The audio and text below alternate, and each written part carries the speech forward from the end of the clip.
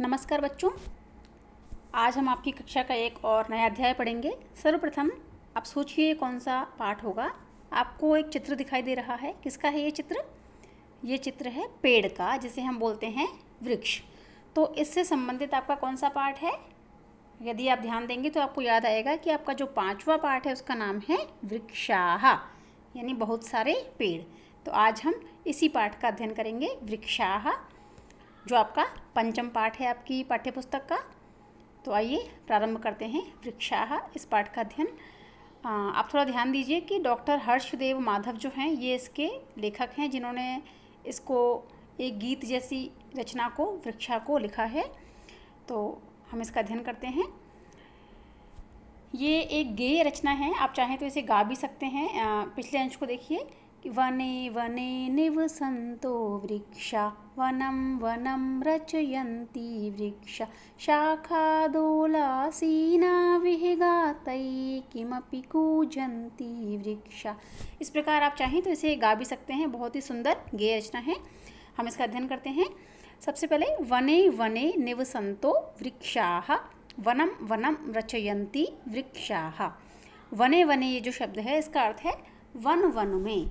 जो वन एक शब्द होता है उसमें सप्तमी विभक्ति का एक वचन होता है वने, यानी जंगल में, वन में, और दोबारा वही आ रहा है यानी हर वन में, वन वन में, निवसंतो यानी रहते हुए, वृक्षा यानी पेड़।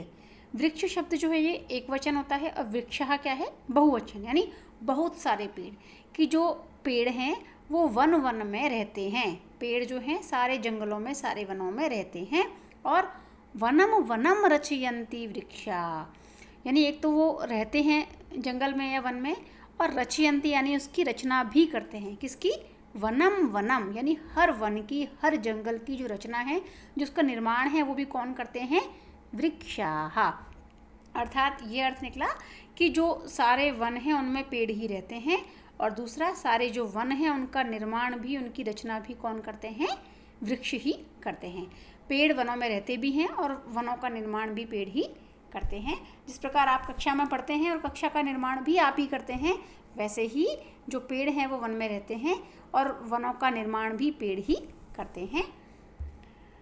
फिर है शाखा दोला सीना विहगाः तैः किमपि कूजन्ति वृक्षाः। शाखा दोला, आपने जो द्वितीय पाठ में पढ़ा था एक शब्द दोला, क्या अर्थ था इसका? ऐशा का, ऐशा दोला, है ना? दोला यानी झूला। और झूला क्या है यहाँ पर? शाखा, यानी जो पेड़ की एक टहनी होती है, एक डाली होती है पतली सी, उसे क्या कहा गया है यहाँ पे? शाखा। तो जो शाखा है वो ही क्या है? झूला है। और आसीना, यहाँ पर एक शब्द है, ला में जुड़ा हुआ है आ। आसीना यानी बैठे हुए। कौन बैठे हुए हैं? विहगाः, यानी पक्षी। जो पक्षी हैं उसके लिए शब्द आया है विहगाः। जो पक्षीगण हैं वो कहाँ बैठते हैं? पक्षी पेड़ की शाखा यानी डाली के ऊपर। और जब पक्षी बैठते हैं तो वो जो डाली है वो धीरे धीरे हिलती है। तो जब वो हिलती है तो वो कैसे लगती है? जैसे दोला हो, यानी झूला हो।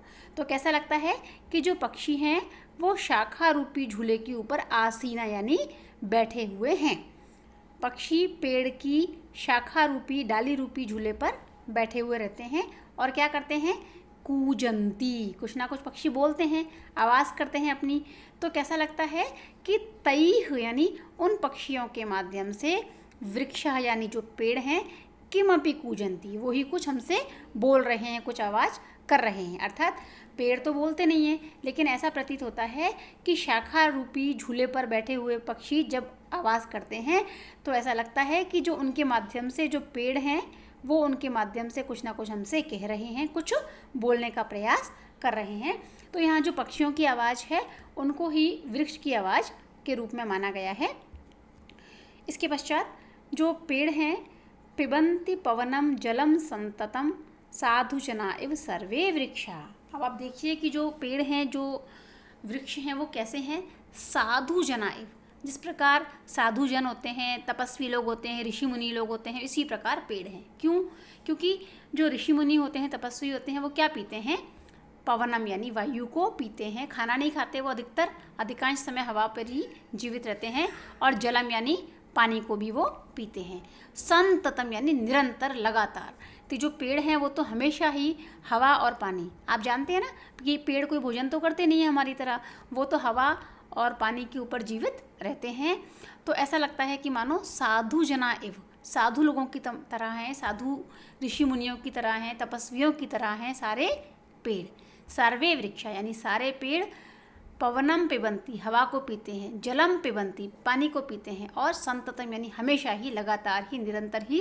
तो ऐसा लगता है कि साधु लोग, सज्जन लोग जो होते हैं, श्रेष्ठ लोग, उन्हीं की तरह सारे पेड़ भी हैं जो सिर्फ हवा और पानी पर ही जीवित रहते हैं। और स्पृशंति पादैः पातालम च नभः शिरस्सु वहन्ति वृक्षा। और जो पेड़ हैं, आप ये देखिए कि कितने ऊंचे ऊंचे पेड़ भी होते हैं, बहुत ऊंचे ऊंचे पेड़ होते हैं, और कितनी गहरी उनकी जड़ें भी होती हैं। तो एक जो पेड़ हमें दिखाई देता है वो कितना नीचे है और कितना ऊपर है, बहुत अधिक है हमारी कल्पना से।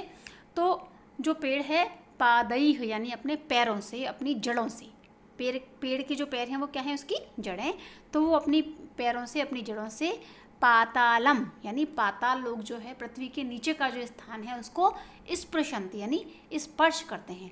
अर्थात पेड़ की जड़ें बहुत गहरी जाती हैं, बहुत नीचे के भाग को वो स्पर्श करती हैं। तो ऐसा लगता है कि पेड़ जो हैं वो अपने पैरों से पाताल लोग को भी स्पर्श करते हैं। और इतने ऊंचे होते हैं कई वृक्ष कि नभः यानी आकाश को भी, शिरस्सु यानी अपने सर के ऊपर, जो पेड़ का सबसे ऊपर का भाग है उसे माना गया है जो पेड़ है उसका सिर। तो ऐसा लगता है कि आकाश को भी अपने सिर के ऊपर वहंत यानी उठा करके पेड़ चलते हैं। पेड़ इतने गहरे होते हैं कि लगता है कि पाताल को स्पर्श करते हैं अपने पैरों से, और ऐसा लगता है कि उनका जो सर है वो आकाश को भी ऊपर उठा करके चलता है, रहता है हमेशा।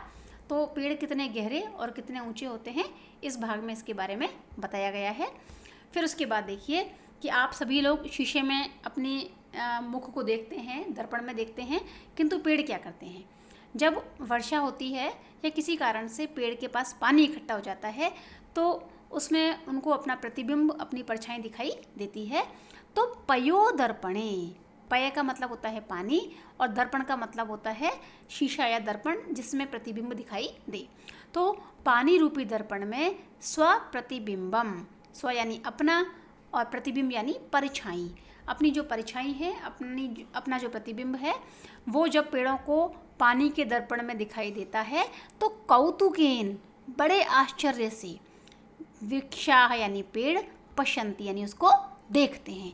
तो पेड़ बड़े ही आश्चर्य से, बड़े ही कौतुक से अपने उस प्रतिबिंब को पानी रूपी दर्पण में पश्यन्ति यानी देखते हैं।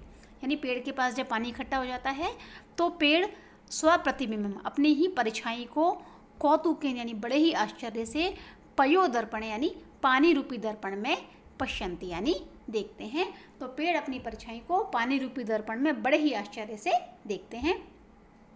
और ये अंतिम भाग है, प्रसार्य स्वच्छाया संस्तरणम कुर्वन्ति सत्कारम वृक्षा।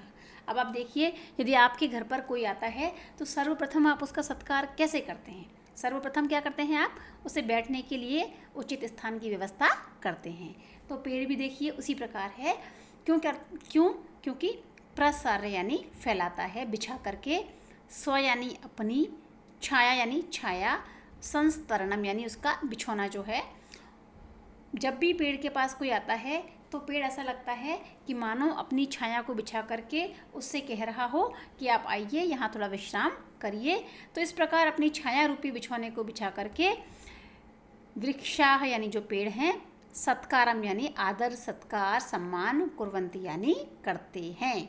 तो जो पेड़ हैं वो अपनी छाया रूपी बिछौने को बिछा करके सभी आने जाने वाले लोगों का जो सम्मान है, जो सत्कार है, जो आदर है, स्वागत है, वो कुर्वन्ति यानी करते हैं। तो देखिए पेड़ कितने महत्वपूर्ण, कितनी महत्ता को धारण करने वाले हैं कि स्वयं हवा और पानी पर जीवित रहते हैं, हम सभी के लिए सब कुछ प्रदान करते हैं और हर आने जाने वाले को बिना किसी भेदभाव से अपनी छाया में विश्राम करने के लिए आमंत्रित करते हैं, उन सभी का सत्कार करते हैं। तो इस प्रकार के जो श्रेष्ठ पेड़ हैं उनका हमें भी सम्मान करना चाहिए और उनकी सुरक्षा हमें अधिक से अधिक करनी चाहिए। धन्यवाद।